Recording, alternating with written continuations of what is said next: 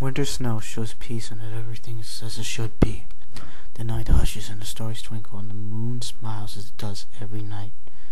The trees are fruitless and inert, stiff as they are every winter. There is a house sitting on the ground, slumbering with a family inside. On the base of the house there is a living room, with a fireplace that holds cindering coals and ashes from a just put out fire. The room is quiet. Everything is still. The only sounds heard are the repetitive ticks of a clock and the wind blowing in the air outside.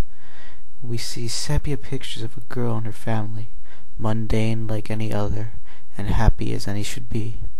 Playing cards, a chessboard, a pocket watch, and furniture sit on the shelves and on the floor, asleep, and all await the next expected day. On the floor of the home, there is a child's bedroom, sanctuary to a little brown-haired girl, asleep with her stuffed rabbit tucked under her arm. She sleeps smiling and complacent. Under her hand of the arm with the rabbit tucked away is an open book. Lewis Carroll's Alice in Wonderland. The little girl had fallen into a sweet slumber reading one of her favorite tales. "Wake up, Dormy. It's time for the tea party." You hear a voice come from the pages. She had stopped on a page of the chapter with the Mad Hatter in March hare. "I've got one, wise the raven, like a writing desk." You hear a voice reciting the Mad Hatter's old riddle. The room asleep, quiet. A creeping black cat is awake, most likely the family pet. The cat jumps onto a desk and stands next to a stack of books. A big gust of wind blows and terrifies the cat. The pet then jumps off frantically and hits a stack. As the books shook back and forth, they hit a row of books sitting on a shelf and began to tumble like dominoes. The end books hits the oil out of a lamp, and the oil spills into the wood floor and moves towards the coals that still burn the fireplace. A fire that ignites and begins a burning rampage. The pages from the storybook turn to chapter 4, Smoke and Fire. The same voices from the book come back. "Ah! Ah! Oh dear! Oh dear! Ah!" yells the Mad Hatter's voice. "We must save Alice!" orders the March Hare's voice.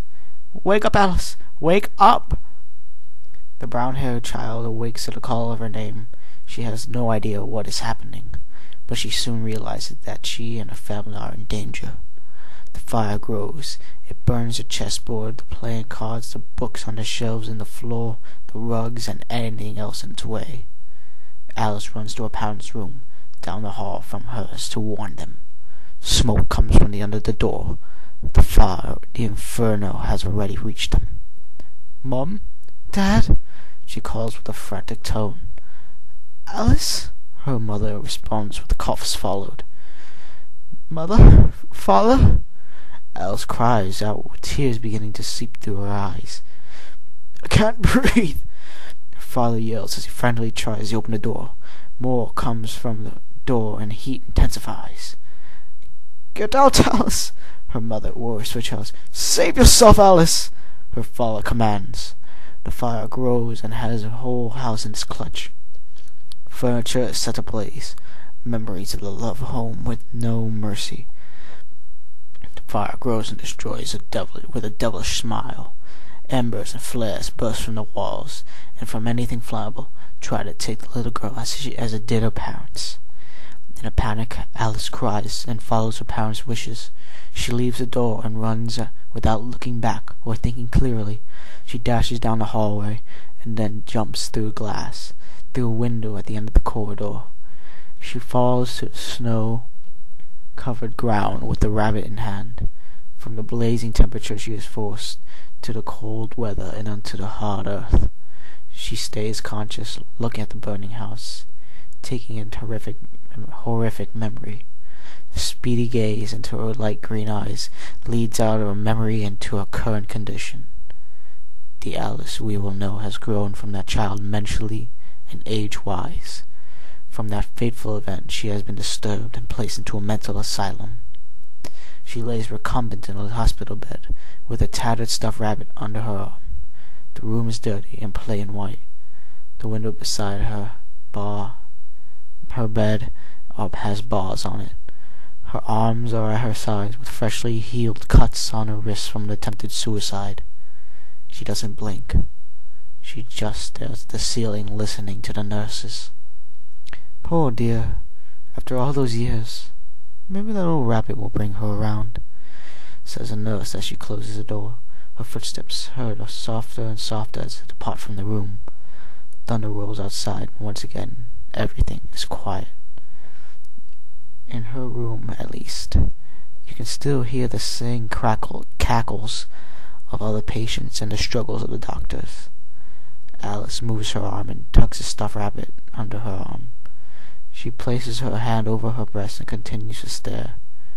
Then the silence breaks. The rabbit turns its body towards Alice. "Save us, Alice!" the rabbit says in a raspy, morose tone. Alice is shocked as she stares at the rabbit and is left speechless. Her world is then turned into a sepia picture.